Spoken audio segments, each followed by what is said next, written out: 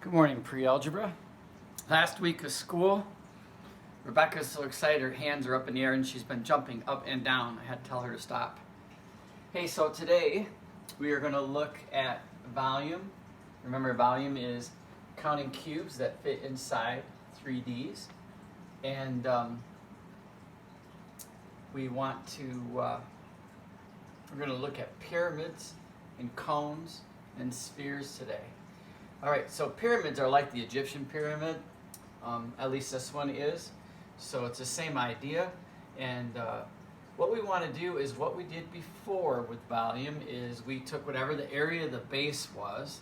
Since this is a rectangle, I'm going to use little b times h. I think they give you one where it's a triangle in the bottom.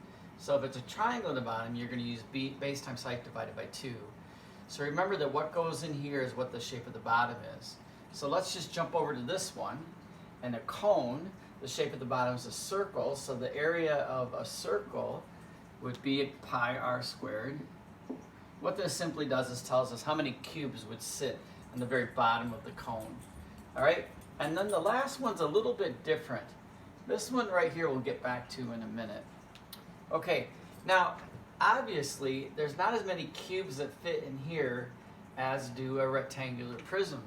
And basically what happens is if you took the rectangular prism that this would fit into, if you put your little point up here and you cut it like this, 2/3 of it gets cut away.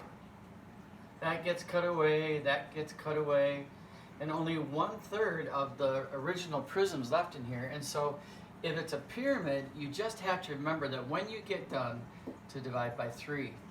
Okay, so volume equals base times height would be 8 times 5 times the height. The height for volume is always inside. So you see this height right here is 9 centimeters. All right, and then I got to remember to divide by 3. Boy, is that easy to forget. Okay, so Lola is wound up today.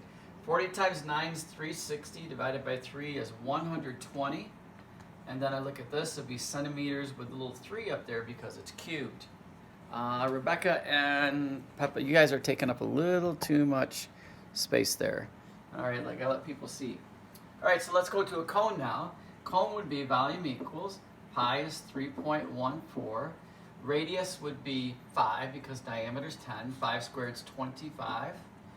And then we're going to multiply that by the height, which, again, they've got to tell it's inside height. Here you see the dark right angle, goes straight up and down, is 12. And we have to remember a cone is a cylinder, but again, the cone fits inside the cylinder. 2/3 of it gets cut away, so I have to divide by 3. Try not to forget that, so I'm going to divide by 3. Okay, so when I do this math here, this is 78.5. I'm going to go times 12 divided by 3. And the answer that you'll get for that, I had to go ahead and do it ahead of time, is 314 centimeters. Again, we're going to do cubed because that's what we're doing is counting cubes. Now this sphere, I said to weigh down a little bit because it's a little bit different than these. For this one right here, it's 4 pi r cubed divided by 3. So notice it's still divided by 3, but the part right here, 4 pi r cubed, is a little different than what we're used to.